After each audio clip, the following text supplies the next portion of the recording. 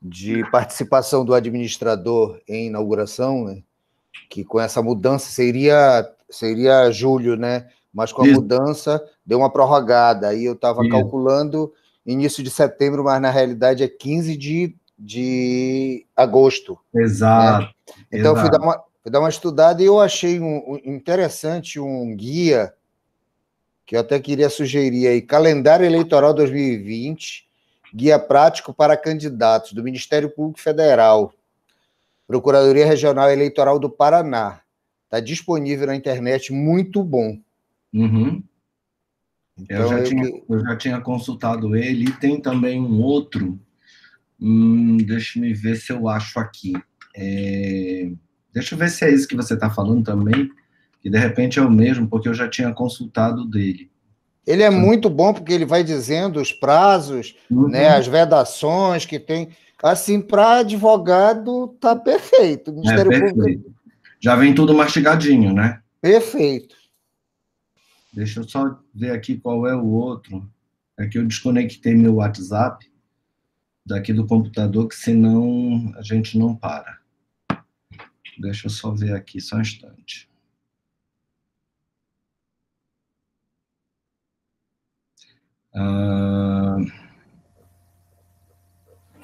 Tem um outro que é do Tribunal Superior Eleitoral também. Ele traz todo...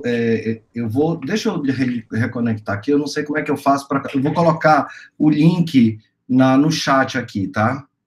Ele traz todas as desincompatibilizações do Tribunal Superior Eleitoral, prazos para desincompatibilização. Se você quiser pesquisar por categoria profissional, ele tem um link por cada categoria profissional. Ele é muito bom. Muito bom mesmo. É muito bom. Deixa eu só colocar aqui. Se eu soubesse também fazer isso aí, eu ia disponibilizar no chat esse do manual aí para os colegas, né? Uhum. É só você copiar o link no WhatsApp e depois... Deixa eu só copiar aqui o link. Copiar. Aí no chat... Colar. Bom, eu coloquei aí, tá?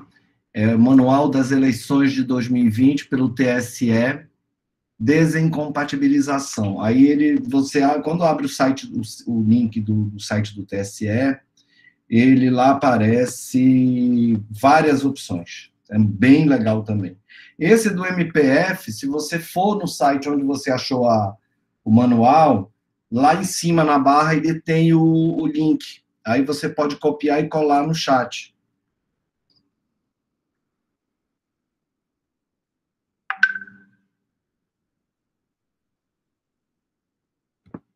Já procurar aqui.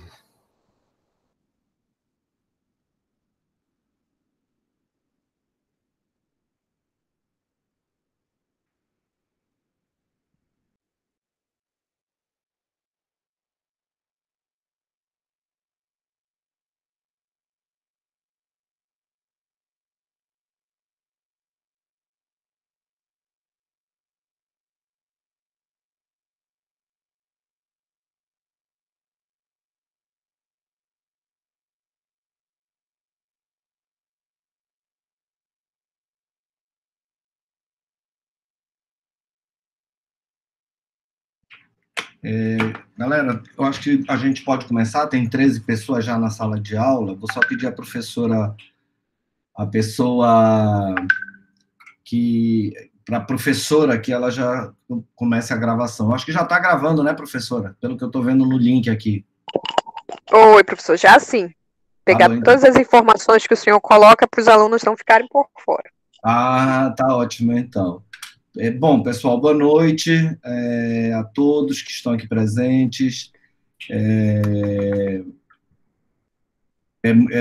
uma grata satisfação estar com vocês de novo. Nós vamos fazer alguns comentários antes de, propriamente dito, nós entrarmos na aula de hoje, até porque nossa aula hoje ela é mais rápida e prometo não segurar vocês até 11 horas da noite, brincando, até 10. Para que a gente tenho sábado ainda com um pouco de tranquilidade.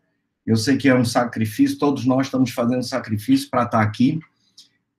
Ontem, na aula de quinta-feira, eu comentava com a minha colega, professora Paola, que é um desafio para nós, principalmente para quem é professor tradicionalmente, que eu sempre dei aula em pé, e gosto muito de me mexer na sala de aula, eu sou muito... Quem me conhece de perto sabe que eu sou bem ativo, hiperativo às vezes, e para mim, dar aula sentado, olhando para uma câmera, sem a reação e sem a carinha dos alunos do outro lado, de admiração, ou de prestar atenção, ou de dúvida, é bem complicado, é uma coisa bem diferente essa nova fase. Tem as suas comodidades, as suas vantagens, porque a gente está num ambiente controlado, eu estou num ambiente controlado, eu tenho todo um material à disposição, que normalmente a gente não tem dentro de uma sala de aula, mas tem esse outro lado da falta do calor humano, do carinho, da atenção, da troca de informações instantânea, que aqui, às vezes, não é tão simples. Eu gostaria apenas de fazer alguns comentários sobre as nossas atividades. Eu fui olhar lá no Proesc e da primeira atividade passada, na terça-feira, até agora só 13 entregaram as atividades. Da segunda atividade passada na quinta-feira, o quórum é menor ainda. São 7 apenas que entregaram a segunda atividade. E hoje nós vamos ter a avaliação final. Eu quero lembrar a vocês que, pela regra da faculdade, do curso de pós-graduação, o prazo de vocês para entregar essas atividades é até amanhã, domingo, dia 2 de agosto, às 23h59. E como nós estamos em época eleitoral e o curso é de direito eleitoral, o prazo é peremptório, fatal e extremamente curto, tá?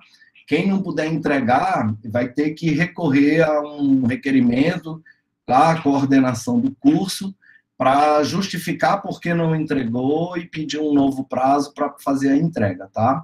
Lembrando que a primeira atividade da terça-feira vale 2,5 pontos, a segunda atividade de quinta, 2,5 pontos, e a atividade de hoje, 5 pontos, tá? Vocês podem até reclamar, às vezes, que o tempo é muito curto, mas quem vai militar na área eleitoral, nós falamos ao longo dos nossos 2 encontros, os prazos na Justiça Eleitoral são corridos, são curtos e são peremptórios. Então, não dá para a gente dizer assim, amanhã eu faço. Não dá, tem que fazer hoje. Porque existem prazos que são de 24 horas, um dia, 48 horas, 2 dias. O mais longo que tem é 7 dias, que é para contestar uma ação, tá? Então, vejam que a gente precisa também fazer um esforçozinho.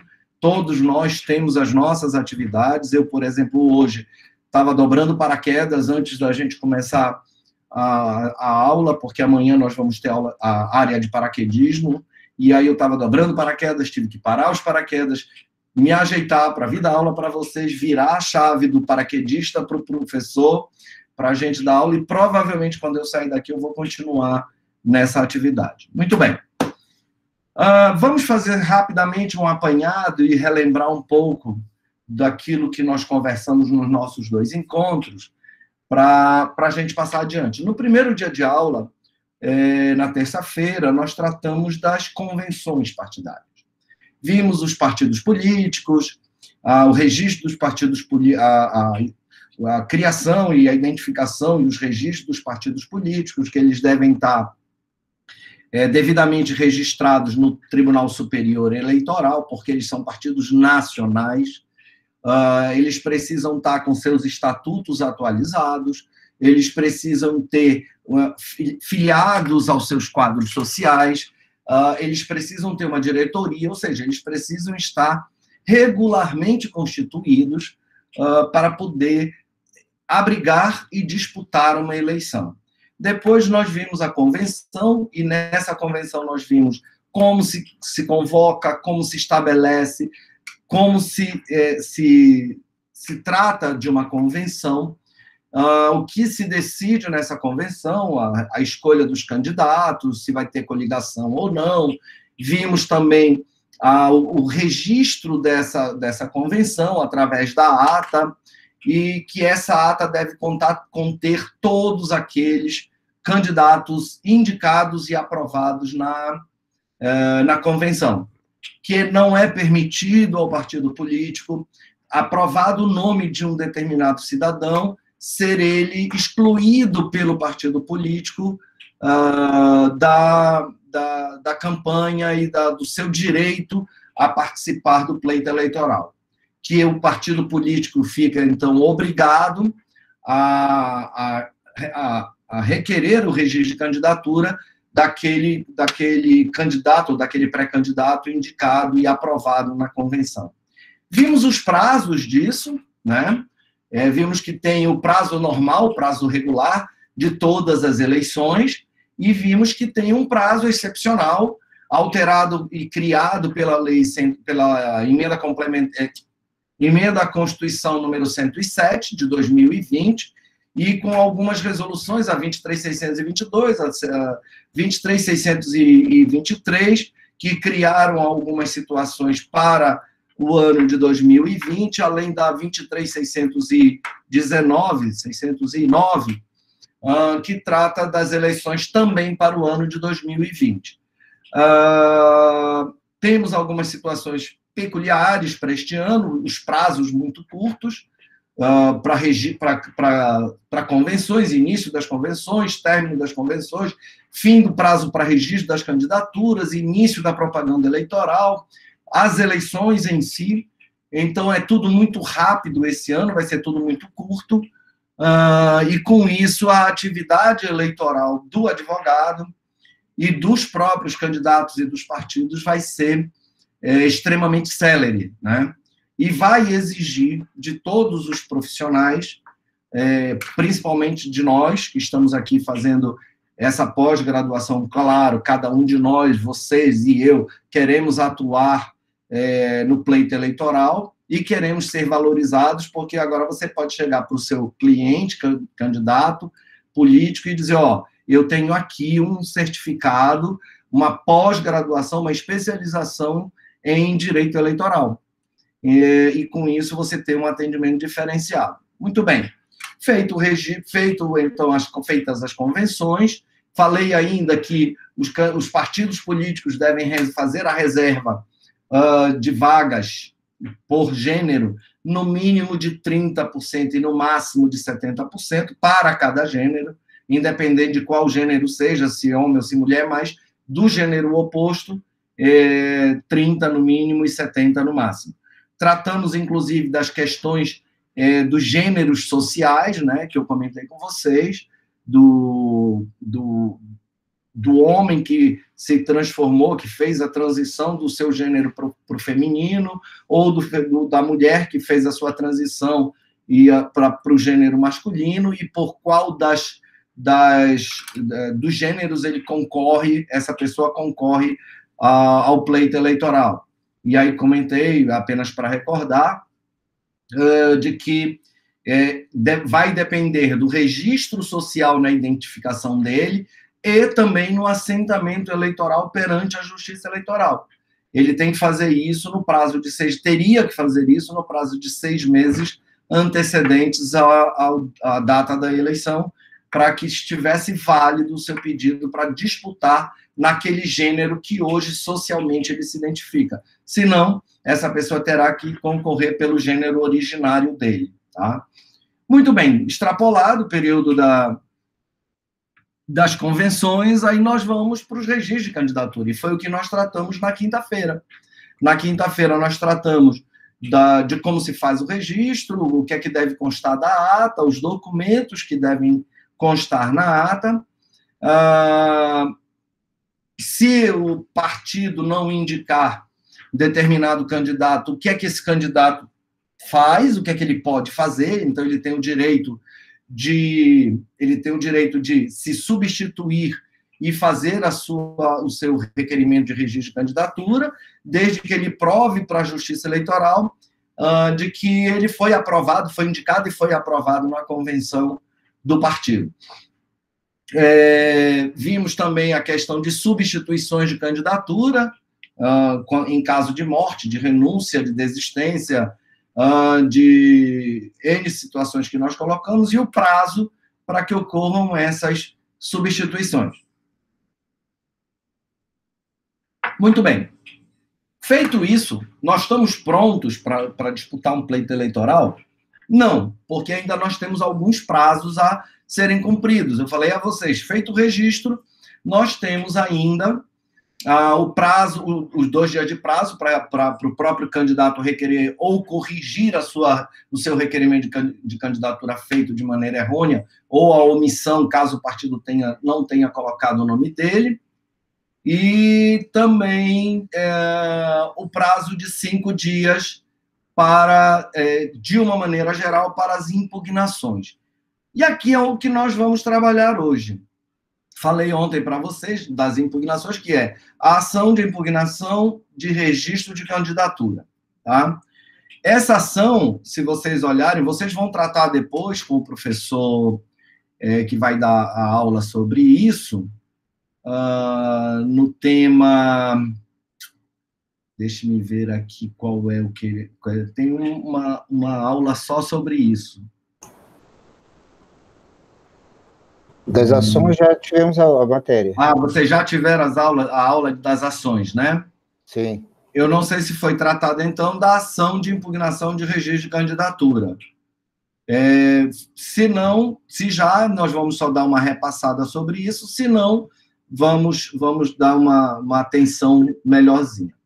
Muito bem. A ação de impugnação de registro de candidatura, ela não está no rol, se vocês pegarem o Código Eleitoral, ela não está no rol das ações de eleição, das ações próprias para das ações eleitorais, tá? Ela não está dentro daquele rol elencado, ela está apenas das ações de representações eleitorais, ela está colocada exatamente neste momento entre o fim, o ato de registrar o candidato e o início da propaganda eleitoral. Ela está ali num limiar e que ela só tem 2 finalidades. Tá? A ação de impugnação de mandato, de registro de candidatura, ela tem por objeto 2 situações. E aí vamos lá, então, para o nosso slide. Tá? Deixa eu só colocar aqui. Cadê onde está?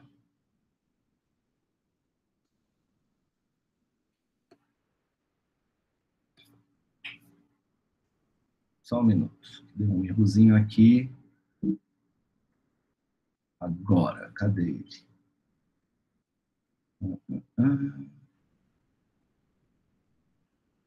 Tá aqui. Vocês já conseguem ver o slide aí? Muito bem. A ação de impugnação de registro de candidatura, como está colocado aí, ela é uma ação que tem por finalidade impedir que um determinado candidato ou pretenso candidato escolhido na convenção partidária seja registrado. Então, eu só posso buscar, com esta ação, atacar aquele pedido de registro de candidatura de alguém que tenha sido escolhido, indicado e escolhido na convenção partidária, ou que tenha sido incluído nas vagas remanescentes. Porque nós vimos no registro de candidatura anteontem, na quinta-feira, que se a convenção não conseguir preencher todas as vagas, o partido político pode preencher com os seus filiados as vagas remanescentes, tá?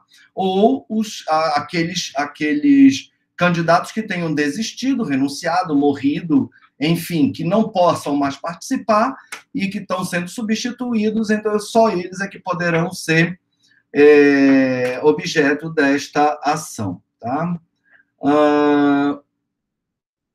Muito bem. Vamos continuando aqui, então. Professor, só uma dúvida. Diga.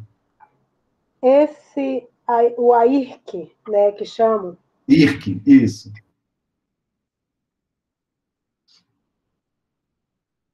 Oi? Caiu? Acho que travou. Quando ela voltar, se você tiver dificuldade, Roseli, manda por chat, que aí eu respondo também, tá? Muito bem, vamos continuar. Então, essa ação de impugnação de registro de candidatura, ela só visa isso, ela só tem por objeto impedir que determinado candidato participe, seja registrado e, consequentemente, participe do pleito eleitoral. E ela tem também um objetivo que é demonstrar à Justiça Eleitoral que aquele candidato não atendeu ao requisito legal e constitucional, como, por exemplo, a ausência de uma condição de elegibilidade prevista na Constituição Federal, no artigo 14, parágrafo 3º, ou ainda quando incidirem em desfavor dessa pessoa uma causa legal de inelegibilidade, previstas lá na Lei Complementar 64. Tá? Então, no slide vocês estão vendo aí que pode ser, por objeto, né, uma ou mais condições de elegibilidade, ou a presença de uma causa de inelegibilidade, ou a não apresentação de um documento indispensável ao registro de candidatura. E aí eu trago a previsão legal para isso, tá? A previsão está no artigo 14, aí está 17, mas é artigo 14 da Constituição Federal, em seu parágrafo 3º. Desculpa, eu estou fazendo confusão. Na Constituição Federal, no artigo 14, parágrafo 3º, e na Lei Complementar 64, no artigo 17, também da lei, dessa lei. E ainda na Resolução 23.609, 609/2019. Qual o prazo para interpor com a ação de impugnação de registro de candidatura? Ora, o prazo de 5 dias. Lembra lá que eu falei para vocês que quando publicador, diga lá, vamos lá. Desculpe. Não é culpa sua, é tecnologia. Vamos lá. Então, volte aí essa explicação que eu pergunto. Você perdeu. Tá, vamos lá então. Dizia eu há pouco, antes de você cair, espero que você não tenha se machucado, mas vamos lá, que a ação de impugnação de registro de candidatura, ela tem por finalidade impedir que um candidato que não atenda aos requisitos legais de registro participe do pleito eleitoral. Tá? Então, ele tem por finalidade atacar e demonstrar à Justiça Eleitoral que aquele candidato que está fazendo o pleito, está fazendo o requerimento de registro de candidatura, não preenche o requisito legal ou constitucional. A exemplo da ausência de uma ou mais condições de elegibilidade, tá? A presença de uma causa de inelegibilidade ou a não apresentação de algum documento indispensável ao registro de candidatura. E aí eu cito a vocês, citei há pouco, que a previsão legal está no artigo da elegibilidade, no artigo 14, parágrafo 3º da Constituição Federal, e a lei de inelegibilidade no artigo 17, do artigo 3º ao artigo 17 da Lei Complementar número 64. Tá? Além daquilo que está previsto na Resolução 23.609/19, tá? Do TSE. O prazo para entrar com a impugnação é de 5 dias. Óbvio, por quê? Porque quando eu falei para vocês, encerrado o prazo de apresentação do registro de candidatura, que é este ano até às 19 horas do dia 26 de setembro, e nos dias normais até às 19 horas do dia 15, nas eleições normais, dias normais, nas eleições normais, até o dia 15 de agosto, às 19 horas, no dia seguinte, começam a contar os 5 dias de prazo para a impugnação. Veja que aqui é importante eu abrir um parêntese para vocês, porque nós abre 5 dias de prazo para a impugnação.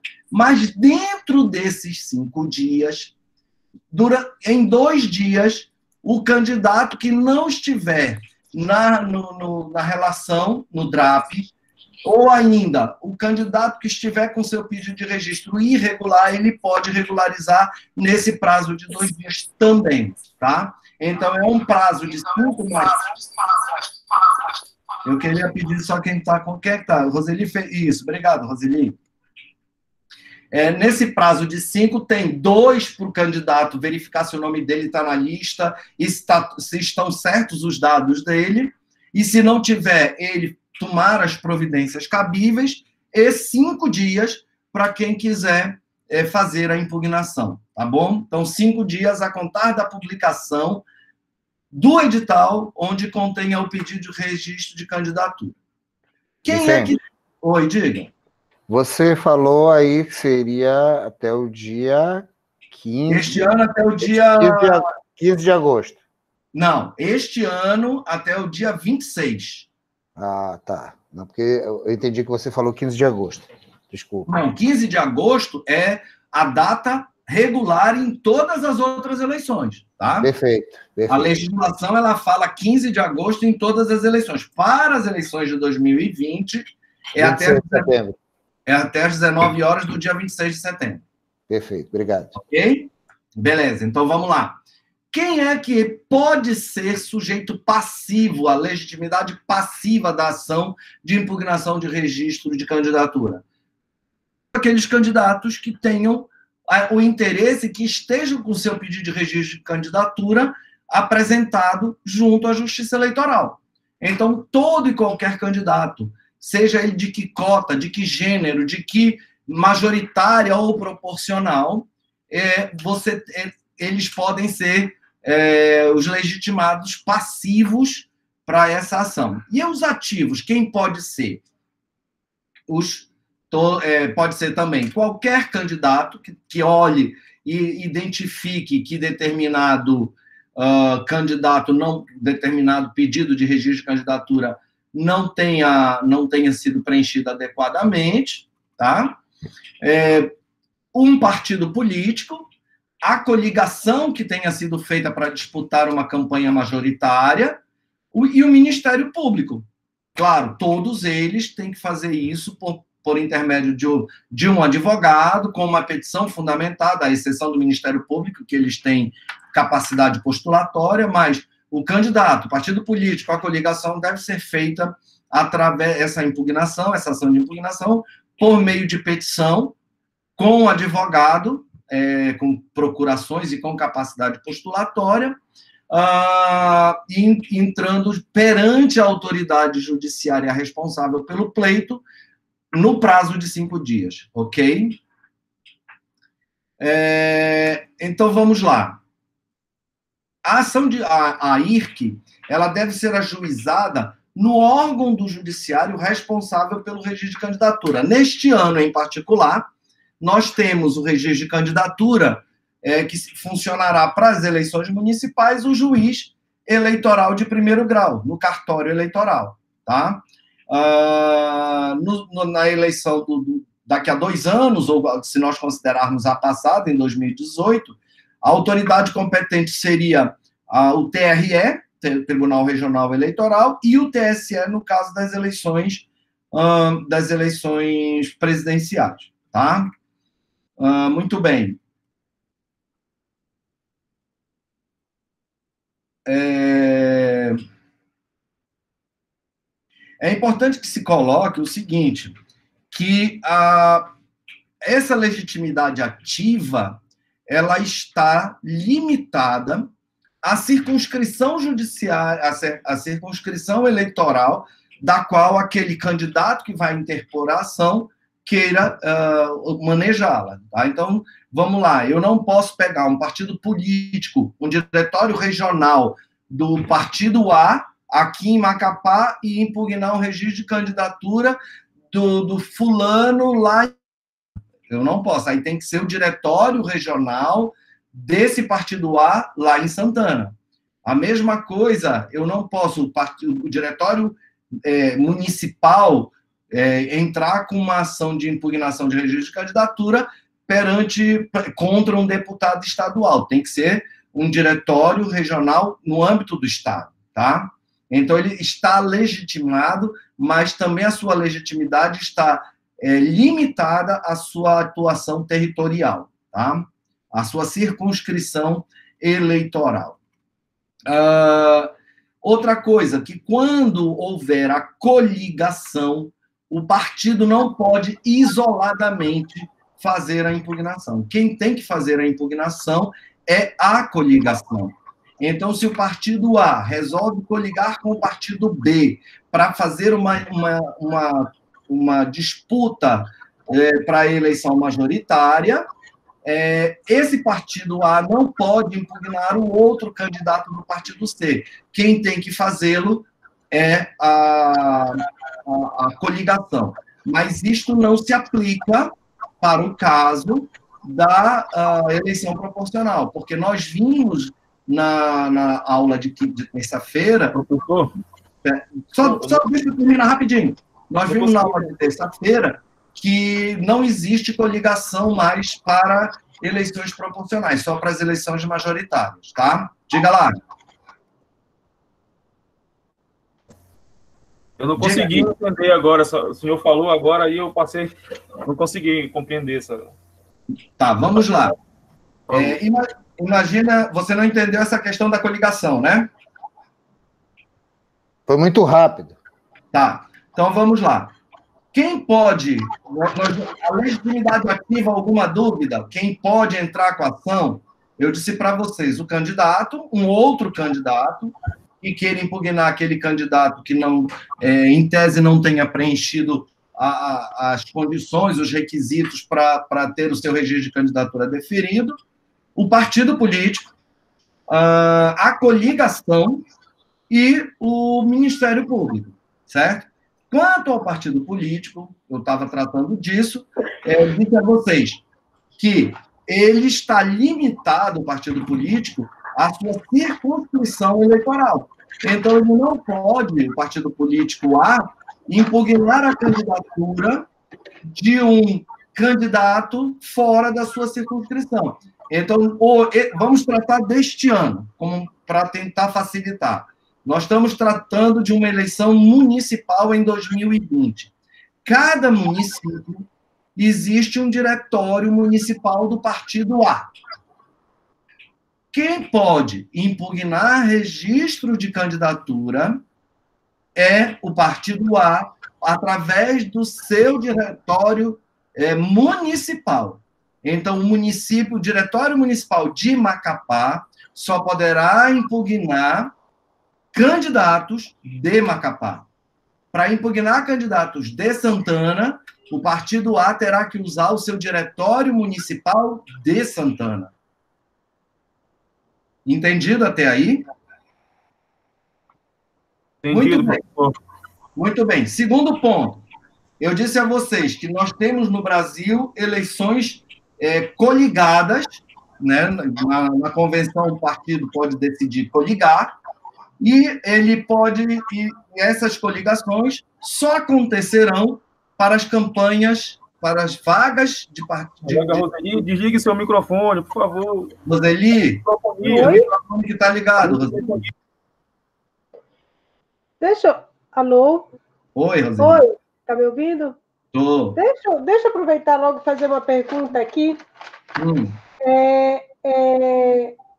A competência, por exemplo, aqui, a competência para ações contra o município é a cartório eleitoral.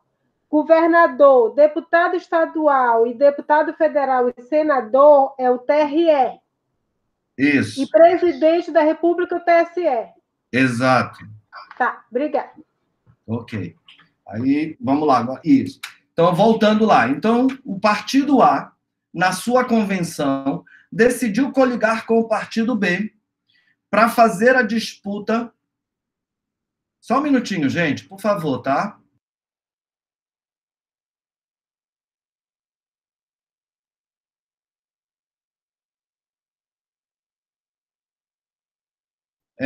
Desculpem. Então, voltando. O partido A decidiu fazer uma coligação com o partido B para disputar uma campanha majoritária, ou seja, para o cargo de prefeito. Então, eu tenho lá a coligação Frente por Melhoria, do partido coligação Partido A e Partido B, e eu tenho do outro lado o Partido C disputando sem coligação para a prefeitura, certo? Se o Partido A, daqui de Macapá, quiser impugnar o candidato do Partido C, ele não pode fazer sozinho, porque ele não tem mais a legitimidade, porque a legitimidade dele está limitada pela coligação. Então, ele tem que requerer a coligação e só quem pode entrar com ação de impugnação de registro de candidatura é a coligação do Partido A, Partido B, que é a coligação Frente pela Melhoria. Entendido? Foi isso que eu falei há pouco e vocês talvez não tenham conseguido compreender. Todavia... Professor, só uma perguntinha. Essa coligação, ela vai ter um CNPJ próprio também? Sim, exatamente. E é curioso que você coloque, porque é o seguinte, essa coligação é só para a eleição. Ela não vigora para o resto, ela é só para a eleição. É diferente do CNPJ de cada partido. Tá? Só uma dúvida. Sim. Quanto a essa... Deixa eu ver se eu entendi. O partido que está coligado com o partido... Fizeram a coligação, partido A e B, para eles impugnarem uma outra candidatura, eles podem... Ou a coligação pode impugnar a candidatura de um outro partido que não está coligado? Pode. Porque é só a coligação que tem legitimação ativa para interpor a ação de impugnação de registro de candidatura. Tá? Que independe se a outra parte está coligada ou não. Não, se a outra parte estiver coligada, aí ela vai impugnar a coligação. A coligação, entendi. Tá. Ok? Ok. Não, perdão, Roseli, desculpa. Ela vai impugnar o candidato. Porque a ação, o passivo, o sujeito passivo da ação de impugnação não é a coligação, é o candidato. É o candidato que não preencheu os requisitos, tá? A coligação, ela tem a legitimação ativa, mas ela não tem a legitimação passiva. Ok. Tá bom? Desculpa. Eu quase falei uma coisa errada e induzi você ao erro também, tá bem? Tá bem. Muito bem. Então, no caso de coligação, é a coligação que é legitimada ativa para entrar com a ação de impugnação de registro de candidatura. Todavia, nas eleições proporcionais, disse a vocês lá atrás, quando nós tratamos de convenções e registro de candidatura, que não existe coligação para eleições proporcionais. Então, quem é legitimado para interpor ação contra candidato a vereador pode ser o outro candidato, o partido político, o Ministério Público, para atacar nas ações, nas eleições proporcionais. Tá bom? Muito bem. Capacidade postulatória, já tratei com vocês. Deixa eu voltar lá para o nosso... Ora bem, quem é que é competente para apreciar, receber e apreciar, processar as ações, as AIRC? Elas são dentro dos termos da Lei Complementar 64 e o parágrafo 2º dele diz que compete à Justiça Eleitoral conhecer e decidir as arguições de inelegibilidade. Tá? Ai, caramba, o que foi que eu fiz? Tá.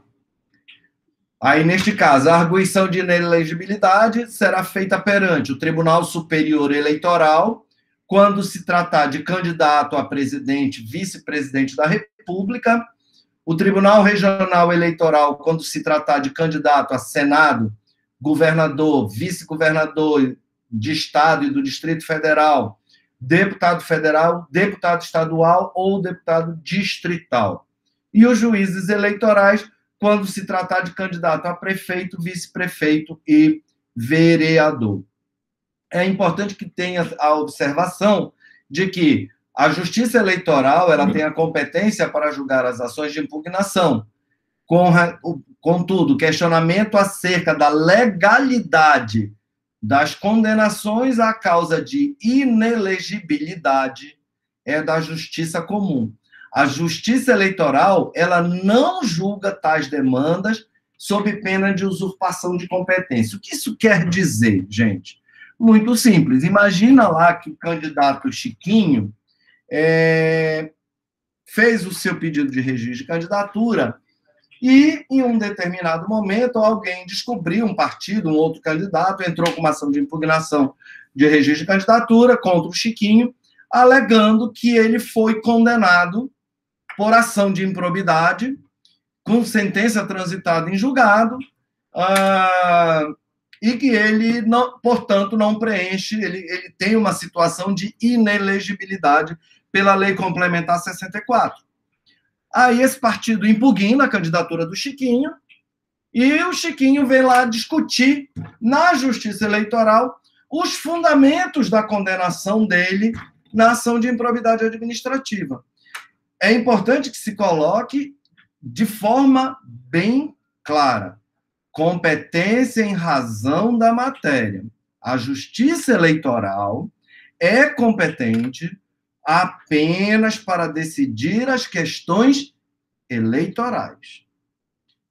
Prestação de contas, uso de caixa 2 na campanha, registro de candidatura, fake news nas campanhas eleitorais, campanha antecipada, conduta vedada, etc, etc, etc, tudo voltado às eleições. Tá? A Justiça Eleitoral não tem competência e não pode decidir sobre o mérito da condenação do Chiquinho na ação de improbidade administrativa. Se ele quiser discutir isso, ele terá que fazer por meio de uma ação rescisória, por meio de algum outro instrumento, lá na justiça que o condenou na ação de improbidade administrativa. A Justiça Eleitoral não tem competência para isso. Tá? Ela só vai pegar aquele decreto condenatório lá da Justiça que diz que ele não tem, que ele possui uma causa de inelegibilidade, vai apreciar se ela foi dada a tempore, ou seja, no tempo certo para a impugnação do registro da candidatura do Chiquinho, e vai dar o seu decreto com base nisso, tá bom? Não há como você... Diga. Então, professor, no caso, só cabe aí a parte que se tivesse sido prejudicada um recurso na Justiça Eleitoral no sentido de afastar as causas de inelegibilidade, seria isso? Exatamente. Só Exatamente. Isso, né? Só isso. O que você vai discutir na Justiça Eleitoral são as causas de inelegibilidade ou não preenchimento dos requisitos de elegibilidade. Tá? Lá no artigo 14 da Constituição Federal ou a Lei Complementar 64, que trata da inelegibilidade, das causas de inelegibilidade. É só o que você vai discutir. Porque a aplicação da pena... Teve um caso muito curioso, quando eu fui juiz eleitoral, que é a lei a emenda constitucional número 64, a Lei Complementar 64, ela fala que existe como consequência da aplicação da pena, de qualquer sanção de improbidade administrativa, a impossibilidade de exercer cargo político por 8 anos. E ele coloca lá, dentre as consequências da condenação, além daquelas estabelecidas pelo juiz, ficar 8 anos inelegível. E aí houve uma situação de um então pretenso candidato, ele fez a sua convenção, trouxe o seu pedido de registro de candidatura e houve a impugnação, ele era candidato a deputado estadual, e alguém impugnou, isso veio para mim como juiz relator no Tribunal Regional Eleitoral, e a discussão era a seguinte, que o artigo da lei dizia que, além das sanções aplicadas pelo juiz na sentença, a decretação da condenação incidiria na inelegibilidade pelo prazo de 8 anos. Ora, na sentença do juiz, quando ele decretou a ação de improbidade para aquele pretenso candidato, ele fixou como atos da sua sentença que ele ficaria impedido de votar e ser votado por 8 anos. E aí a discussão que se travava no plenário do Tribunal Regional Eleitoral era se ele estava inelegível por 8 mais 8 ou se apenas por 8 anos. E qual a consequência disso, qual o resultado prático disso? É que se fosse só 8 anos, ele poderia concorrer, porque ele já teria cumprido os 8 anos de inelegibilidade. No entanto, se o entendimento fosse de 8 mais 8, porque 8 foi fixado na sentença, e mais 8 seria a consequência do texto legal da Lei Complementar 64, ele ainda teria mais 8 anos de inelegibilidade pela frente.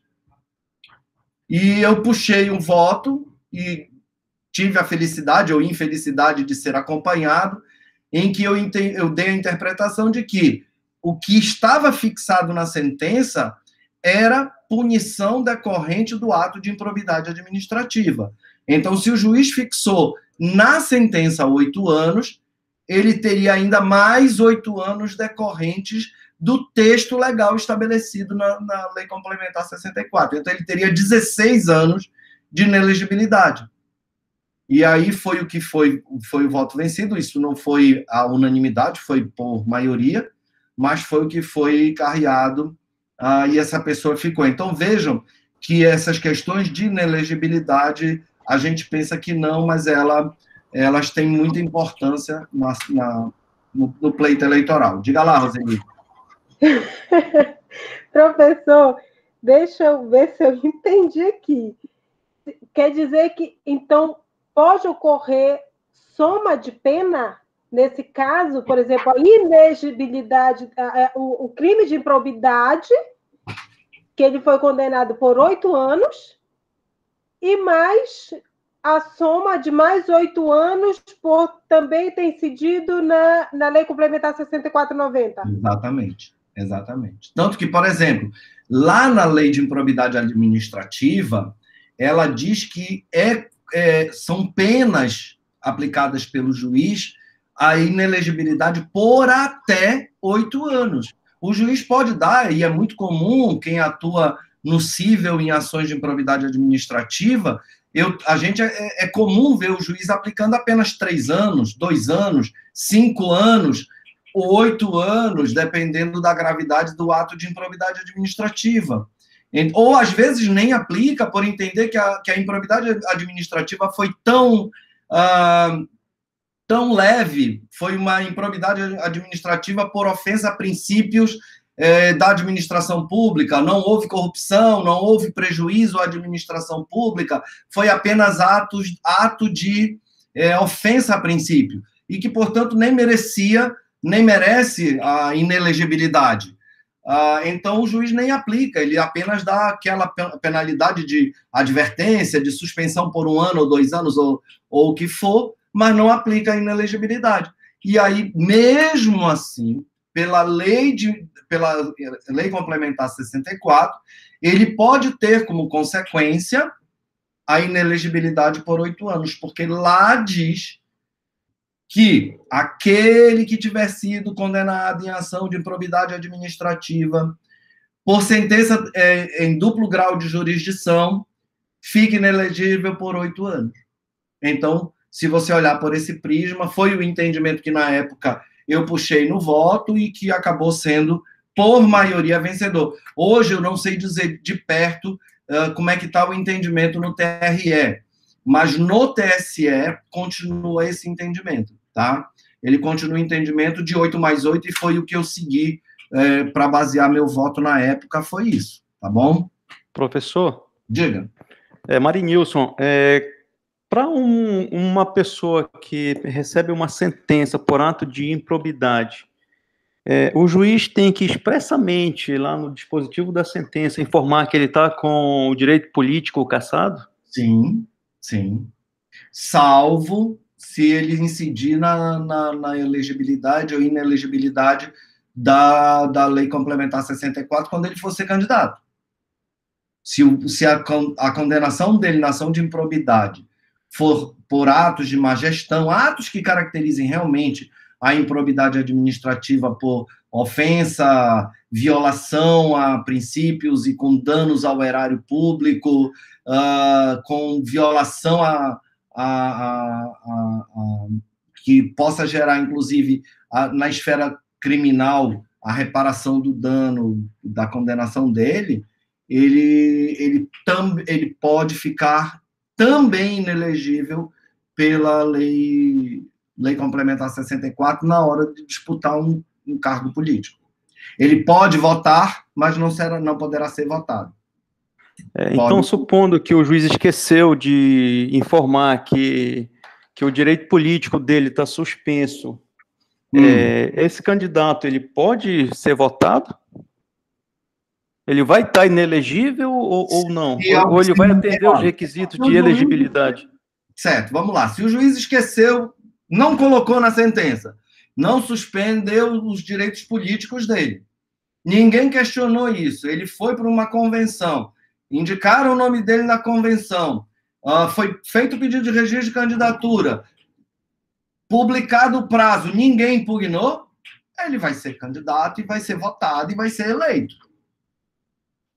Aí depois é que vem a questão, aí poderá haver uma impugnação, uma ação de investigação judicial eleitoral, pode haver uma ação de impugnação contra a expedição de diploma, pode haver N outras situações, mas que ele vai poder participar e disputar de um pleito eleitoral, se ninguém impugnar, sim. Ok? Ok, entendi. Quer ver? Deixa eu só puxar aqui a Lei Complementar 64 para eu te falar assim, exatamente o termo da lei. É que a letrinha aqui é barra. Vamos lá. Olha.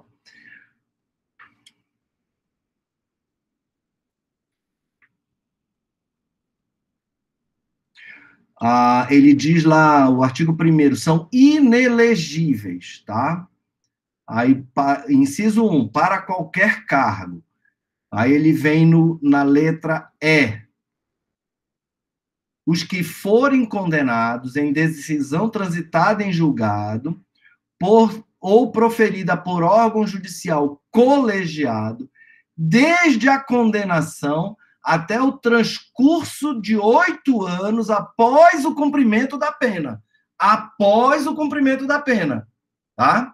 Então, vejam que, ainda que o juiz não tenha colocado a inelegibilidade dele ou a cassação dos direitos políticos pelo prazo de X anos, como ali a lei aqui ela diz após o cumprimento da pena, mas ele elenca vários crimes aí, né? Exato. Eu entendo que é um rol taxativo, né? Ou é só exemplificativo? Tanto que, se você olhar, a emenda complementar 64 é de 90, e ela vem sendo emendada e incluída várias vezes, tá? Tem várias legislações que já acrescentaram aí, tá? Então, vejam que ele estabelece que, além da pena fixada lá na ação de improbidade administrativa, ele fica por mais 8 anos. Então, 8 mais 8. Ou, se não tiver, ele pode estar inelegível por 8 anos por causa da Lei Complementar 64. e aí basta você impugnar, invocar a Lei Complementar 64 e dizer, olha, aqui diz além da pena. Então, em que pese o juiz não ter fixado lá a inelegibilidade ou a perda dos direitos políticos, mas o caso dele se enquadra, por exemplo, num crime, ação de improbidade por causa de um crime ao meio ambiente e à saúde pública. Pode ser. E aí? Aí a Justiça Eleitoral vai decidir, provavelmente, de que ele está inelegível. Pois é, mas tão somente para esses crimes, né? Sim, exatamente. Vamos lá, então. Posso ir adiante? Muito bem. O rito processual. Então, o que eu já tinha dito a vocês. A ação de impugnação ela vai ser feita mediante petição inicial, no prazo de 5 dias, tá? A contar da publicação do edital, onde consta todo o pedido de registro de candidatura. O impugnante deverá especificar as provas com que ele pretende provar o alegado e arrolar testemunhas. Tá? Então, ele vai lá, faz a ação de impugnação de registro de candidatura contra o candidato que ele quer impugnar, diz qual é o objeto da sua... se é o atendimento o não atendimento dos requisitos de elegibilidade da Constituição Federal, ou se ele está enquadrado num dos casos de inelegibilidade da Lei 64, ou ainda se ele não apresentou documentos essenciais, conforme a Resolução 23.609 de 2019. Ele apresenta as provas do que ele está alegando, ou o que ele ainda vai produzir, e mais o seu rol de testemunha. Vejam que aqui, diferente do cível, você já tem que apresentar o rol de testemunha, sob pena de não ser aberto para você o prazo posterior para a apresentação desse rol. Isso aqui está bem claro aqui, ó, arrolando já desde logo suas testemunhas, tá?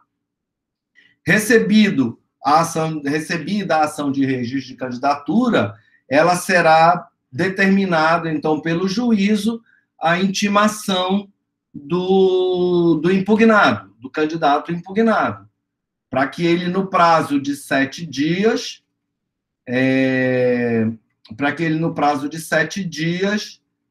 apresente sua resposta.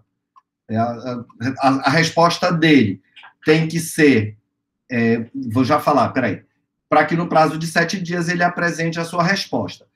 E também o juiz mandará a intimação do Ministério Público e do partido político do impugnado. Tá? Muito bem. Realizada a notificação, após a intimação, ele terá 7 dias para apresentar contestação.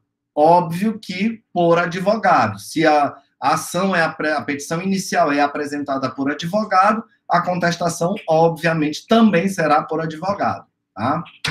E aí, nesse mesmo prazo de contestação, ele apresenta documentos, testemunhas também, e as provas que ele pretende produzir, e, findo esse prazo de 7 dias, o partido ou a coligação a qual ele pertença também poderá apresentar documentos, testemunhas e provas, tá? Após os 7 dias. Tá? Então, só para que fique claro, é notificado o impugnado, o candidato lá, para que ele apresente em 7 dias a sua contestação. A contestação aqui é um rito célere, ele terá que apresentar contestação, provas e testemunhas. Após esses 7 dias, o partido político ou a convenção, a coligação, num prazo de 7 dias também, poderá juntar mais documentos, elementos para reforçar a validade do registro de candidatura e as testemunhas para a produção de provas. Tá? Findo isso aí, vai ao Ministério Público para manifestação, voltando do Ministério Público.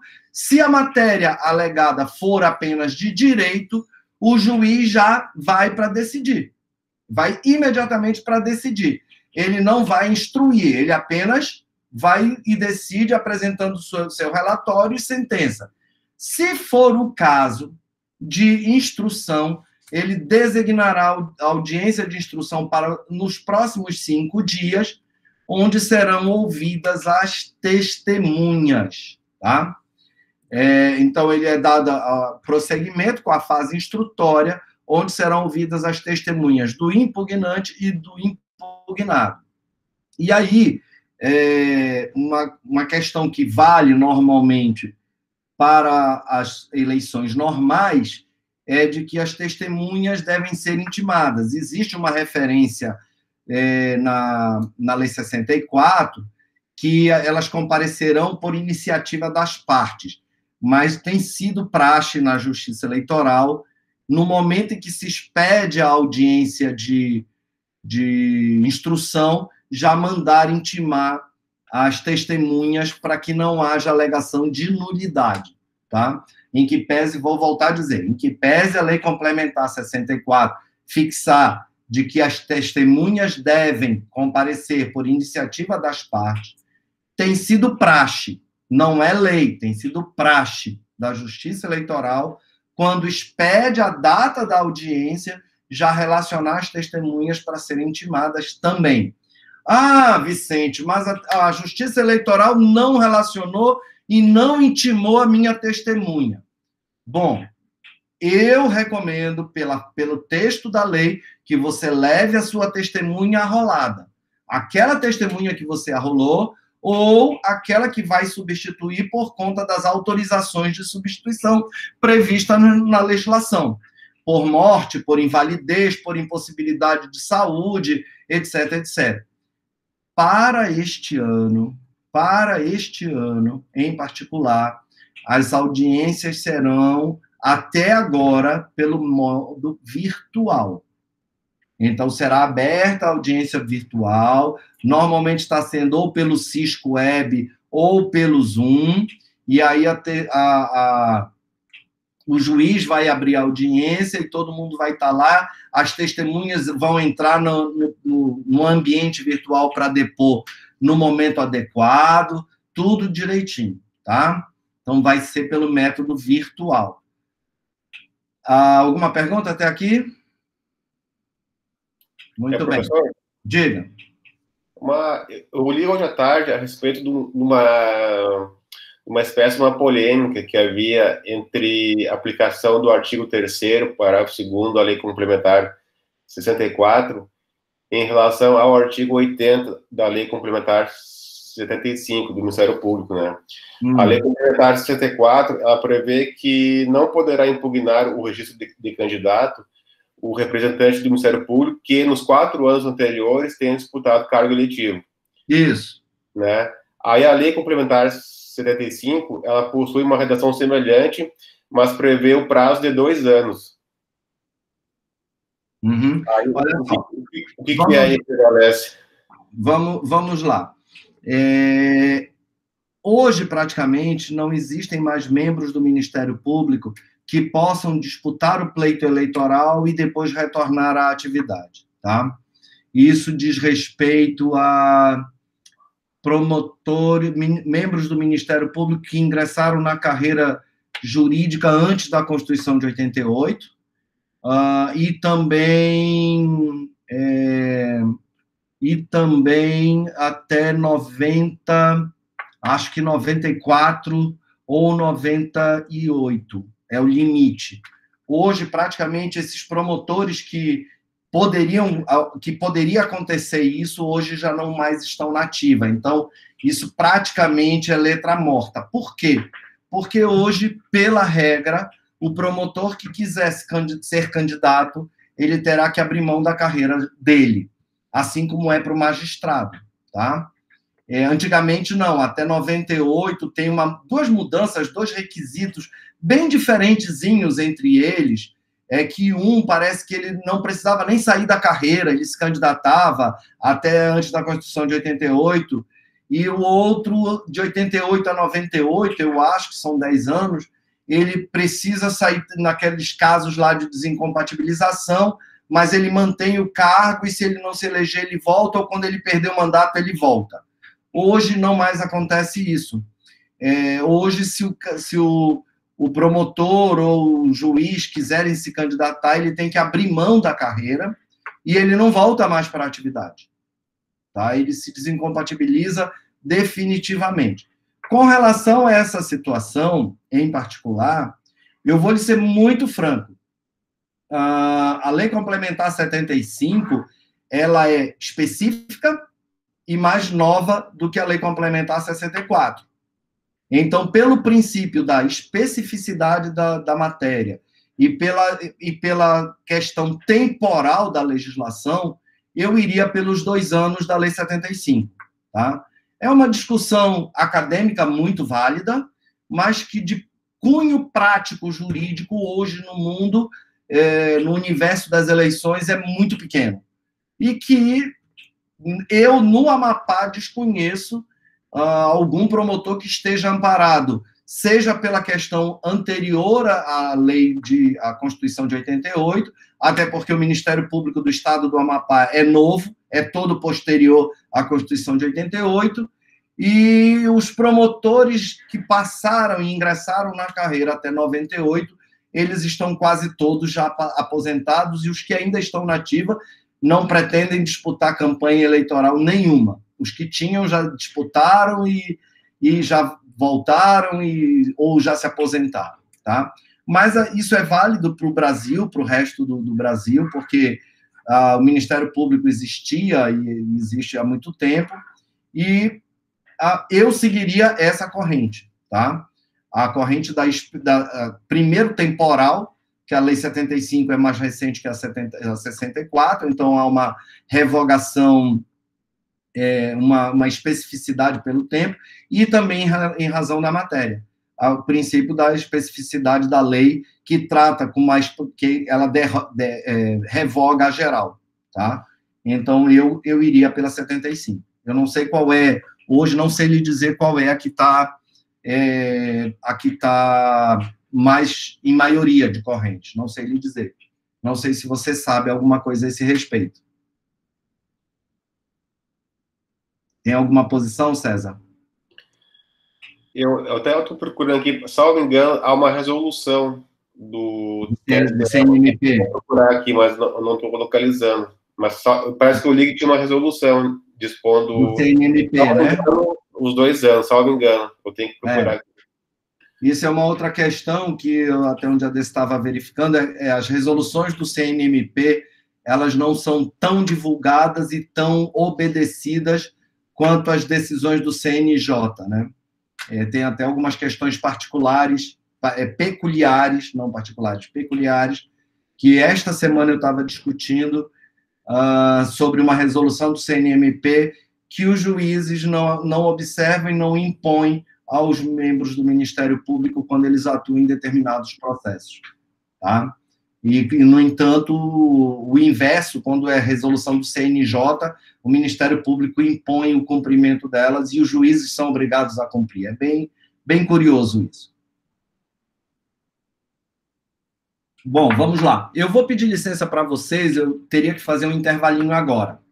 Como hoje é sábado, um sabadão à noite, está todo mundo voltando às atividades noturnas, eu queria pedir para vocês, para nós irmos adiante, e aí a gente termina um pouco mais cedo hoje. Alguém tem alguma coisa a se opor? Podemos seguir? Eu acho que meia hora a mais já resolve. Meia hora a mais, né? Agora mais meia hora. Se der certo, a gente já resolve, tá? Mas se alguém quiser, aí levanta rapidinho, depois é só pegar o web aula aí que está gravada e dar uma revisada. Vamos lá. O rito processual. Então, continuando. Foi feita a intimada, ouvidas as testemunhas, elas serão ouvidas e colhidas as provas que foram requeridas e deferidas, tá? Determina-se ainda alguma diligência que houver sido deferido pelo juiz, e aí finaliza-se tudo no prazo de 5 dias após a instrução processual. Finalizado esse prazo de 5 dias, alegações finais em 5 dias, comum a todas as partes, tanto o autor como o réu. E aqui é importante, porque nós, advogados, temos uma mania de dizer assim, não, eu só vou botar se eu estou pelo réu, eu só vou botar minhas alegações finais depois que as alegações finais do autor vier. Aqui o prazo é comum. Então, o que você vai conseguir fazer é, no máximo, esperar ali os últimos minutos, que é até às 19 horas, né? Os últimos minutos para verificar o que é que o cara vai alegar, mas você já tem que estar com as suas alegações finais pelo réu pronta para apresentar em cartório, tá? Terminado esse prazo de 5 dias, com ou sem alegações finais, o processo vai para o juiz ou para o relator, se for o caso de Tribunal Regional Eleitoral, para decisão, ok? E aí ele diz lá que o juiz tem 3 dias para decidir. Muito bem. O comentário que eu trouxe de uma observação de um doutrinador é que os prazos são contínuos, peremptórios, em cartório ou em secretaria, e agora com o PJE é bem tranquilo, porque está disponível, apesar do PJE para mim ser muito difícil. Eu acho que é um sistema... Eu prefiro 1000 vezes o Tucujures do que o PJE. Mas, enfim, quem gosta do PJE, divirta-se que na Justiça Eleitoral vai ser só isso que vai ter. Não se suspendem sábados, domingos, feriados, e ele tem entre o dia 15 de agosto e o dia das datas fixadas para as etapas seguintes, tem que ser decidido até as eleições. No dia 15 de agosto, para as eleições normais, para este ano, 26 de setembro.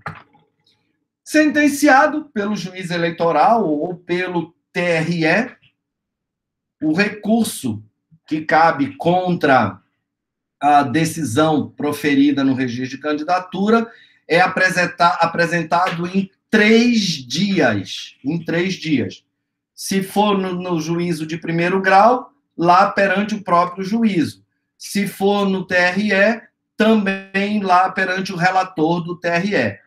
Como já dito, o prazo de 3 dias é ininterrupto e não se suspende em fim de semana, feriados, dias santos ou qualquer outra forma de justificativa. E aqui vale uma observação que eu não sei se alguns de vocês, todos vocês são advogados, eu acredito, mas não sei se alguém já viveu a seguinte situação, de não conseguir protocolar um recurso porque o PJE ficou fora do ar. Vocês sabem que precisa fazer a comprovação indiscutível de que o sistema ficou fora do ar. E aí você precisa de uma certidão e manifestar isso para que possa provar que o PJE estava fora do ar, porque senão a Corte Superior nem conhece do seu recurso, tá?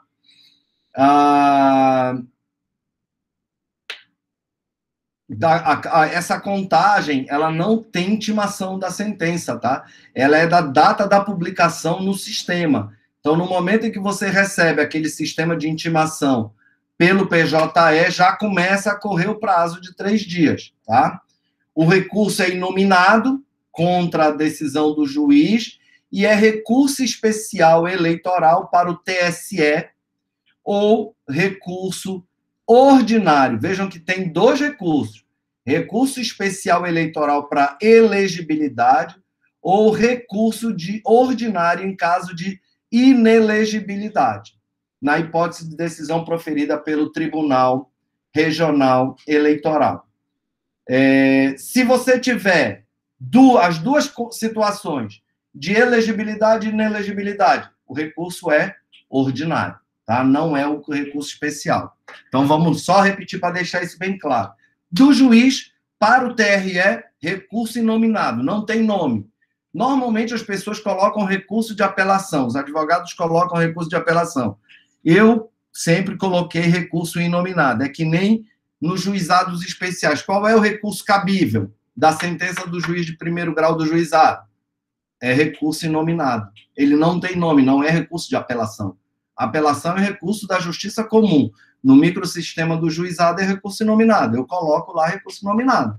Aqui também, na Justiça Eleitoral, perante o juízo de primeiro grau, o recurso é inominado. Se você quiser colocar recurso de apelação, errado não está, mas também não está certo, tá? E aí, no TRE, a decisão foi proferida no TRE, uma eleição estadual, de deputado estadual, de senador, deputado federal. A decisão é de competência originária do Tribunal Regional Eleitoral. E aí tem, se eu só tiver a discussão de elegibilidade, é recurso especial. Se eu só tiver questão de inelegibilidade, o recurso é ordinário. Ah, mas eu estou discutindo os dois, elegibilidade e inelegibilidade. E a sentença proferida no Tribunal Regional Eleitoral foi afastando os dois. O recurso é ordinário para recorrer das duas situações, ok? Muito bem. Contra-razões, em 3 dias, contados do prazo do recebimento do recurso, e apresentadas ou não as contra-razões, eles são imediatamente remetidos ao tribunal competente para a apreciação do recurso. Muito bem. Posto isso, vamos lá para nós. Alguma pergunta até aqui? Professor? Diga. Help. O recurso ordinário, ele vai ser o juiz competente, é o TRE, né? Encaminhar o relator. Certo? Isso. De matérias que dizem respeito... Peraí, vamos lá. Vamos lá, quem sentenciou, Roseli? Bom, então agora a dúvida ficou maior. Se a sentença foi do juiz, por exemplo, foi o juiz do cartório, né? Primeira zona, vamos colocar lá. Primeira zona eleitoral. Eleições municipais, quem julga é o juiz do cartório. Isso. Da decisão do juiz, cabe recurso inominado. Exatamente. No prazo de 3 dias para o Tribunal Regional Eleitoral. Ok? E quando é no caso do decisão originária do TRE contra a decisão do relator, cabe recurso ordinário? Pode ser recurso especial, se for matéria apenas de condição de elegibilidade, e pode ser só recurso ordinário, se for questão de inelegibilidade, ou pode ser recurso ordinário para, se eu estiver discutindo as duas coisas, elegibilidade e inelegibilidade. Ok. Então, o recurso especial é exclusivamente para elegibilidade. Diga lá, Roseli. O recurso especial, ele é específico para a matéria de elegibilidade. Perfeito. E o ordinário é para a matéria de inelegibilidade ou as duas juntas. Exatamente. Diga lá, Ângelo. A minha questão era só que você tratou aí só do recurso inominado e do recurso ordinário. Aí agora você, nessa explicação, você tratou do recurso especial. Você estava falando que, para o caso de elegibilidade, seria o recurso inominado. Para o caso de inelegibilidade, você tratou o recurso ordinário. Sendo os dois simultaneamente, seria recurso ordinário. Tá? E o recurso especial apareceu agora, assim, aí, não sei se eu acho que não. É que talvez tenha havido uma confusão, Ângelo. Eu falei assim, olha, o recurso inominado é o recurso do primeiro grau, tá? O juiz de primeiro grau sentenciou numa ação municipal, numa campanha municipal, numa eleição municipal, e eu quero recorrer dele. E eu até fiz a comparação. Eu disse, olha, isso é igual ao juizado especial. O juizado especial, cível, o nome do recurso é inominado. As pessoas colocam lá recurso de apelação, mas o nome do recurso que está na lei é recurso inominado. Aqui também, na Justiça Eleitoral, o recurso cabível da sentença proferida em primeiro grau, pelo juiz, o juiz do cartório eleitoral em eleição municipal, chama-se recurso inominado. Se você botar lá recurso de apelação, errado não está, mas também não está certo. Porque ele, em todas as situações, ele é um recurso de apelação. Mas a lei chama de recurso inominado. Se a decisão for proferida pelo Tribunal Regional Eleitoral, e aqui, Roseli, uma correção, a decisão do Tribunal Regional Eleitoral dificilmente é monocrática, tá? Dificilmente. Via de regra, a decisão no Tribunal Regional Eleitoral, ela é colegiada. Tá? Aqui no TRE, inclusive, há uma cautela em relação a isso, para que o juiz não profira voto e decisão monocrática.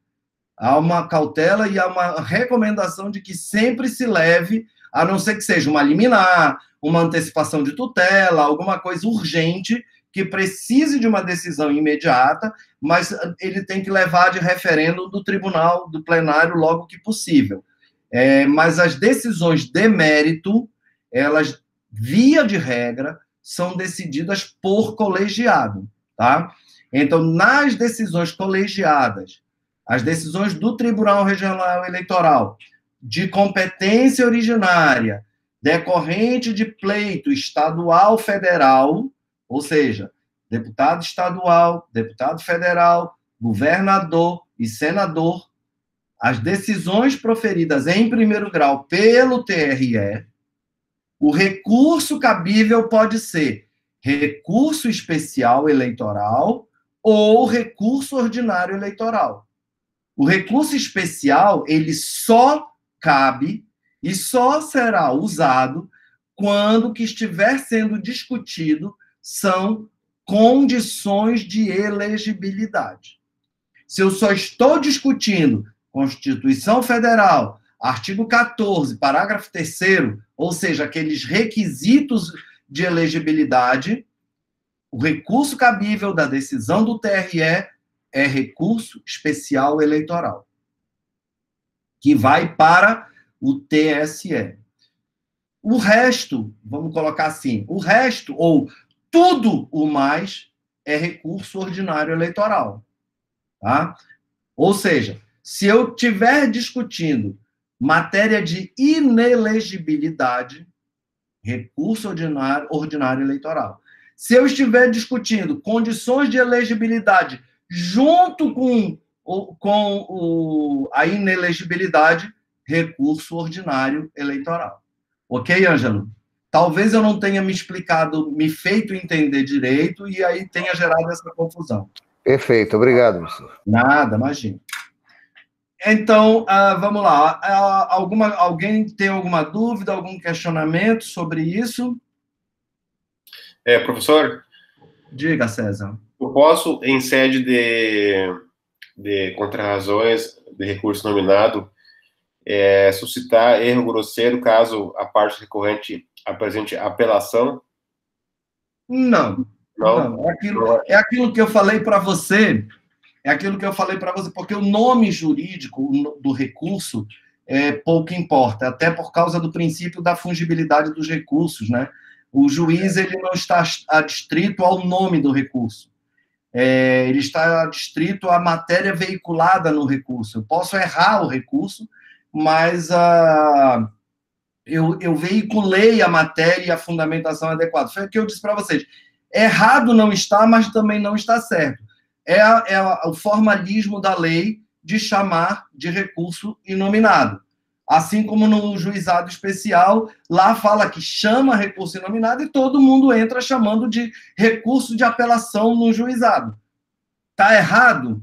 Do ponto de vista legal, está errado. Prejudica, de alguma forma, a apreciação do seu recurso? Não.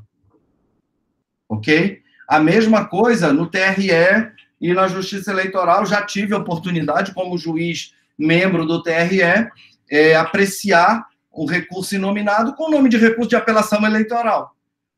O nome jurídico da peça, se ele veiculou, o que é que me interessa como magistrado na hora de julgar?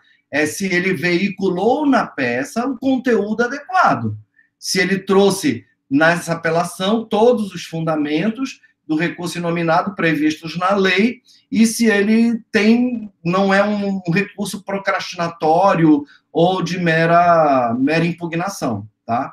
Então, é por isso que eu deixo claro assim, eu sou processualista, tá, gente? Deixa eu deixar isso bem claro. Eu tenho MBA em processo, sou processualista, dei aula durante 15 anos de processo civil, Paola sabe bem disso. Quem foi, não sei se aqui eu tenho mais algum aluno meu, ex-aluno meu, mas eu sou processualista e eu gosto do processo. Então, eu gosto não do rigor técnico, mas do acompanhamento técnico daquilo que precisa ser colocado. Tá, César? Perfeito, obrigado. Nada, imagina. Muito bem, galera. Então, vamos lá. Colocada essa situação, nós temos uma proposta para hoje, que é a nossa avaliação. Tá? Na nossa avaliação, eu coloquei para vocês o seguinte. Deixa eu só achar aqui. Aula 3, debate da aula 3. Olha só. O partido político ABC, após a realização das convenções partidárias, apresentou o registro de candidatura para as eleições de 2018 do candidato Y. Após a publicação do edital de registro de candidatura do partido, no dia 19 de agosto de 2018, vamos considerar aqui os prazos que eu estou colocando, o da lei, tá? O da lei normal, não a excepcionalidade deste ano de 2020, porque aqui, ao invés de 19 de agosto, seria 26, 27, 28, 29, 30 de setembro, ok? Mas vamos considerar lá a data normal da lei 9.504. Após a publicação do edital de registro de candidatura, em 15 de 8 de 2018, o partido político DEF tomou conhecimento que um candidato possuía uma condenação transitada em julgado ocorrida em 2012 pela prática de conduta característica de improbidade administrativa. O trânsito em julgado da condenação foi em 2012, tá? E aí eu peço, elabore uma peça processual da medida cabível, na qual deverá ser observada, além de outras coisas, a tempestividade para a referida medida. E o que é que eu quero nessa avaliação de vocês? Vocês viram que eu apresentei aí competência, ok? Competência da justiça, quem é o juízo competente para apreciar a causa, legitimidade ativa, legitimidade passiva, objeto da matéria, objeto da ação, qual é a ação. Então, vamos lá, para facilitar aqui. Qual é a ação? Ação de impugnação de registro de candidatura. Qual é a justiça competente nesse caso? Estou dando aqui de mão beijada para vocês, hein? Qual é o registro, qual é a justiça competente para esta ação, em particular, deste caso que nós estamos com a nossa missão para a avaliação final? Se foi 2018, eram eleições estaduais e federais. Então, a competência é o Tribunal Regional Eleitoral. Tá? Então, é lá que eu vou direcionar a minha peça a um dos juízes que compõem a Corte do Tribunal Regional Eleitoral. É só uma observação, lá não se chama desembargador, tá? Lá se chama juiz do Tribunal Regional Eleitoral, juiz da Corte do Tribunal Regional Eleitoral. Só tem o nome de desembargador aqueles que vêm da Justiça do Estado como presidente e corregedor. O resto é tudo juiz eleitoral. Mas até eles são juízes eleitorais, tá? Muito bem. Então, qual é a ação? Já disse. Competência, já disse. Quem é o sujeito passivo desta ação? O candidato Y, tá? Quem é o sujeito ativo desta ação? O partido político DEF. Qual o objeto que eu vou atacar nesta ação? A condenação por prática de ato de improbidade administrativa ocorrida com sentença transitada em julgado em 2012. Tá? Então, vocês têm que atentar para tudo aquilo que eu coloquei para vocês, de petição, requisitos da petição, assinada por advogado, tal, parará, que provas vocês estão trazendo, aí vocês vão criar o fato de vocês, tá? E também as testemunhas que vocês pretendem produzir como oitiva, se há testemunha ou não, ou se isso é matéria eminentemente de direito, e você vai ficar distrito apenas a matéria de direito com a sentença proferida. Verifiquem se 2012 para 2018 pode ter havido já o cumprimento de pena, se pode ter, se ele realmente está inelegível ou não, tá? Façam a impugnação de vocês de acordo com a situação. Criem o que precisar de criar, fantasiem o que precisar fantasiar. Lembrem-se que vocês estão atuando pelo partido DEF, que precisa impugnar um determinado candidato que pode ser forte na disputa do pleito eleitoral. Ok? Alguma pergunta? Sim. Diga, Roseli. Teacher, é o seguinte, aqui na questão não só fala que ele foi a condenação transitada e julgado. Mas ele foi julgado em 2012. Então quer dizer que a pena já foi extinta em 2012? Não, a sentença foi transitada e julgada em 2012. Pois é. E qual foi a condenação da sentença transitada?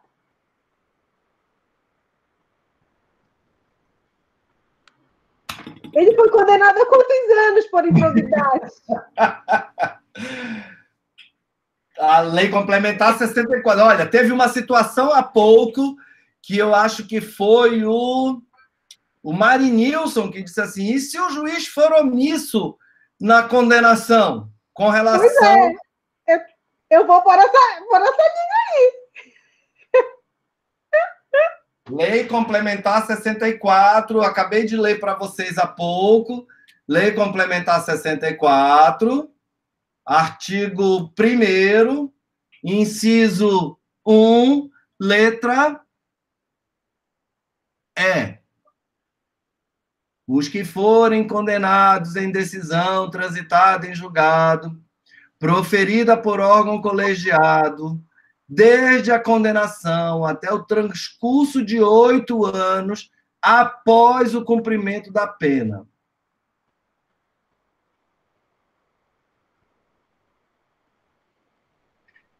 Ok? Aí, olhem que lá embaixo, lá no artigo, no inciso... Peraí, deixa eu ver aqui.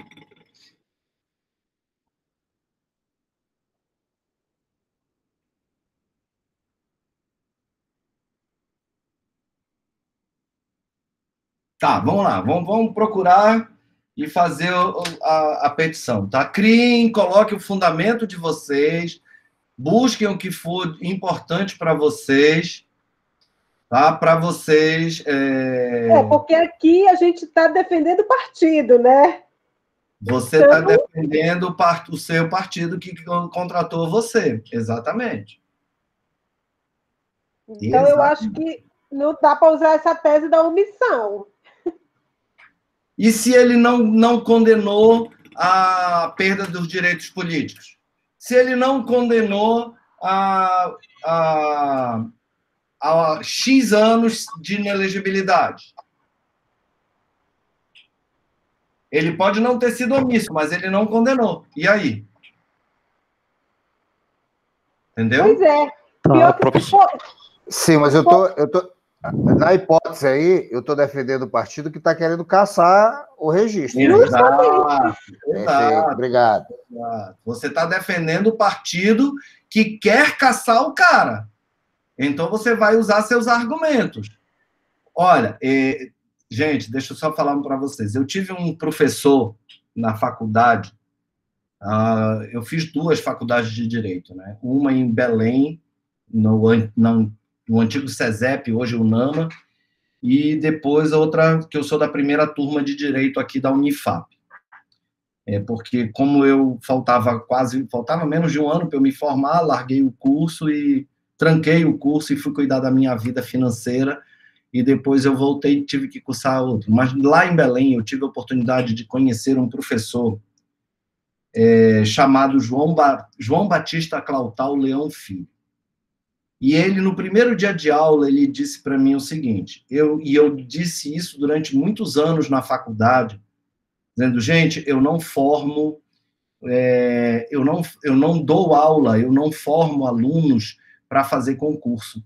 Eu dou aula, e foi por isso até que eu me afastei das faculdades, eu dou aula e formo futuros profissionais do direito.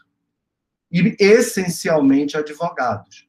E, essencialmente, pessoas que vão lidar com a construção do raciocínio jurídico. E é importante que vocês coloquem, eu já fui jubilado em 2 mestrados, tá? Jubilado porque eu não apresentei no tempo hábil a finalização da minha dissertação. Apresentei, mandaram corrigir, aí eu apresentei, mandaram corrigir, e aí acabei deixando de mão e acabei não defendendo minha dissertação. Com isso, eu já perdi 2 mestrados.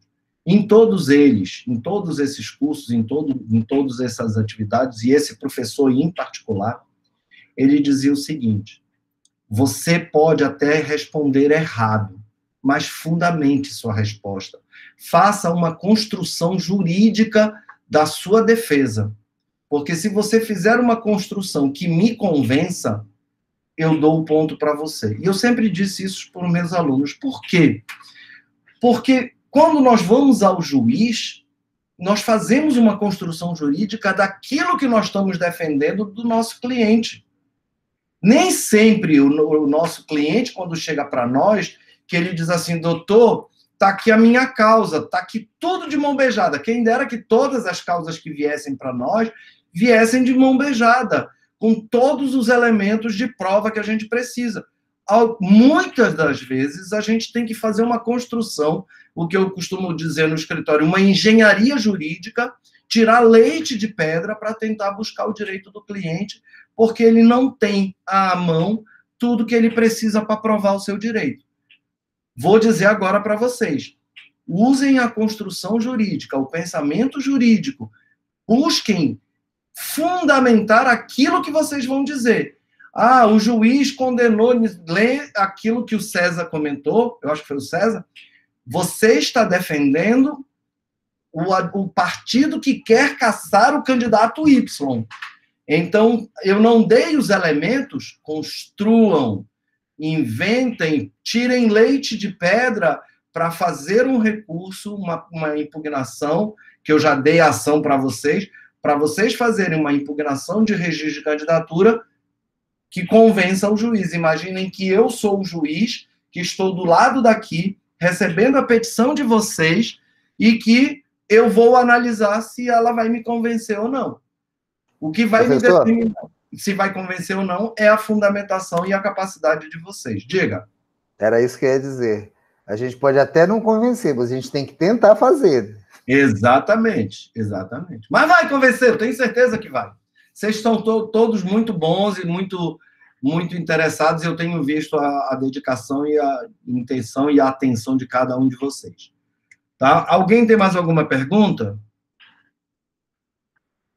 Bom, se não há perguntas, eu acho que... O prazo será peremptório mesmo? Não prorroga então, até o primeiro dia útil? Primeiro dia útil seguinte. Vamos lá. A ordem que eu recebi e o que eu posso fazer pela faculdade é: eu vou esperar até as 23 horas e 59 minutos do dia 2 de agosto, domingo.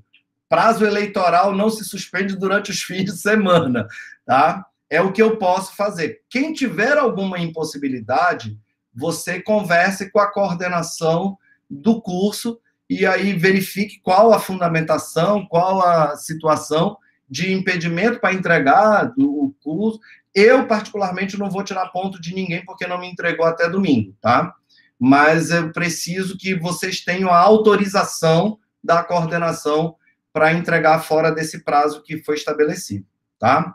Fora isso, gente, fiquem à vontade, me perturbem se quiserem. Amanhã vai ser um dia meio difícil para mim, que eu vou estar no Curiaú, lá no aeroporto que fica no Curiaú, que eu vou estar fazendo atividade de paraquedismo. Vamos ter saltos de 8 da manhã até 5 da tarde, e lá a internet é muito ruim, mas qualquer coisa podem mandar mensagem no meu WhatsApp, que eu assim que tiver sempre uma paradinha, dou uma olhada e respondo o que tiver. Viro a chave do paraquedista para o advogado ou para o professor para responder para vocês. Tá bom? Alguma pergunta? Alguma coisa a mais? E aí me permitam só o seguinte. Fala, Ângela. Eu só ia já agradecer, né, aí a contribuição, né, a sua matéria, né, durante esses 3 dias aí de debate, que eu sei que é muito difícil, né, passar um conteúdo num curto espaço de tempo. Nunca dei aula, sempre fui aluno, mas eu imagino da dificuldade que seja, né, para você. Mas, assim, eu acredito, eu, pelo menos, gostei demais das aulas, tá? Não vou te dizer que eu consegui assimilar tudo, porque seria muito difícil, mas do que o conteúdo que você passou, você conseguiu segurar a atenção e repassar o conteúdo muito bem. Obrigado. Obrigado, Ângelo. Obrigado de verdade. É bem importante esse feedback, porque eu vou ser muito franco para você. É a primeira vez que eu ministro aula, ainda mais para uma pós-graduação, integralmente virtual. Tá? Eu já tinha dado aula, eu dei aula em faculdade, na docência de graduação, por mais de 15 anos. Sempre gostei da participação e da interação imediata, como eu disse no início, no olho, e tem sido uma experiência bem diferente, bem estranha, na verdade, mas a gente se acostuma. É mais rápido, é mais célere, a gente não tem tanta participação, mas eu tentei fazer da melhor forma possível, tá? Professor, também gostaria de lhe agradecer. Oi, Roseli, diga. Eu também gostaria de lhe agradecer. As aulas foram maravilhosas, muito esclarecedoras, muito didático, e realmente o senhor está de parabéns. Espero que dê outros módulos para nós também. De repente, eu não sei se tem mais algum módulo aí que possa dar. Deixa de preguiça. Bora. Não, porque, olha, vocês vão ter excelentes professores aí ainda pela frente. Tem pessoas aí que eu tenho um carinho enorme, são pessoas altamente competentes, que vocês vão ter um privilégio. O professor Aurinei escolheu a dedo as pessoas, viu? Tenho certeza que são pessoas fantásticas, tá? Eu queria agradecer individualmente a cada um de vocês, tiveram a paciência de estar aqui acompanhando, ouvindo. Eu sei que eu tenho assistido muitos cursos online agora nesse período de pandemia, e a gente fica dentro de casa, e aí a gente vai se atualizando, vendo um monte de coisa, às vezes dá um sono, a gente acaba perdendo o foco. Mas agradecer a cada um de vocês pela disponibilidade, pelo carinho de estarem aí me acompanhando. Em especial, eu queria mandar, assim, já até olhei aqui, eu acho que ela já fugiu. A Gilmara, minha querida correspondente lá no Oiapoque, a Roseli, que eu conheço de alguns anos, não vou dizer quanto para não entregar a idade, né, Roseli? A Paola, que foi minha aluna e minha colega de faculdade. Gente, eu tenho uma grata satisfação de estar aqui com vocês, com colegas como vocês, que eu já vi na LID, no fórum, e que é uma satisfação. Nós somos colegas de atividade. Muito obrigado por estar aqui, tá? Eu acho que o Lincoln quer falar alguma coisa aí. Antes da gente desligar, eu queria só pedir uma coisa. Mas vá lá, Lincoln. Professor, também queria agradecer, né, pela dinâmica que o senhor deu nas suas aulas. Realmente foram muito proveitosas. Apesar de eu achar que nas questões eu errei muita coisa, aí eu queria pedir para o senhor usar o princípio da razoabilidade, da proporcionalidade, da nossa resposta, né? Mas, no mais, é isso. Acredito que você conseguiu passar um conteúdo que não é fácil, com uma dinâmica muito boa. Obrigado. Bom, deixa eu só fazer um comercial aqui. O Ângelo está pedindo para eu disponibilizar os slides. Eu confesso fazer uma meia-culpa. Eu vou tentar disponibilizar isso para vocês na segunda-feira, tá? Foi falha minha, eu realmente esqueci. Eu tenho que ver com a professora e com o Lio como é que eu faço para colocar esses slides lá. Mas eu vou fazer isso para vocês, com certeza, não só isso, mas o resto do material todo. E aí eu queria, só para a gente finalizar, antes de todo mundo sair, dizer o seguinte para vocês. Eu tenho uma outra atividade, que é a atividade de paraquedismo. E no Amapá nós temos um clube de paraquedismo, onde a gente forma paraquedistas e também tem salto duplo. Se vocês quiserem conhecer a nossa atividade, a gente faz salto de paraquedas lá no Curiaú, passando a ponte do Curiaú, ali onde tem o balneário, você vai seguir em frente, tem a comunidade de Casa Grande, terminando a comunidade, tem um tachão, que é o último tachão da comunidade de Casa Grande, você conta 1.800 metros, e aí você vai ver do lado direito uma porteira branca, e nós estamos com as nossas bandeiras na frente, é só entrar e ir lá no hangar onde a gente está fazendo salto de paraquedas.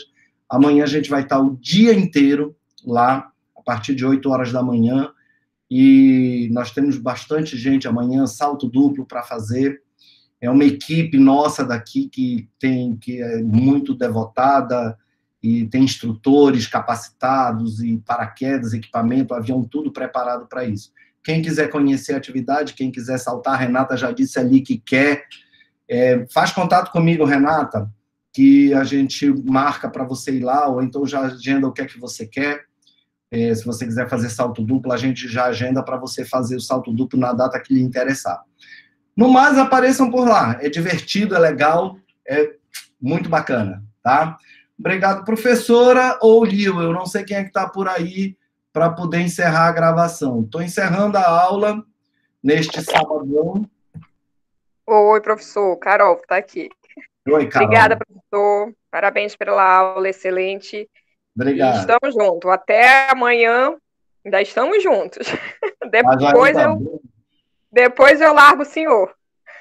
Não, Carol, na segunda-feira eu quero ver com você para botar o material, tá? Que eles estão pedindo. Os slides, né? Tá bom, tá certo. E o resto do material que eu tenho, tá? Aí já passa a ser com o Lio, tá? E o Lio já vai dar toda a orientação com ele, com perfeito, o senhor, tá? Então. Valeu. Obrigado, professora, pela oportunidade. Agradeço muito. E a gente agradece. Estou sempre à disposição da faculdade, se quando quiserem me chamar de novo, viu? Com certeza. Já está no nosso sistema. Obrigado. Gente, obrigado. Boa sorte para vocês e aproveitem os professores que vêm por aí, viu? Um curso excepcional. Obrigada, professor. Boa noite. Boa noite.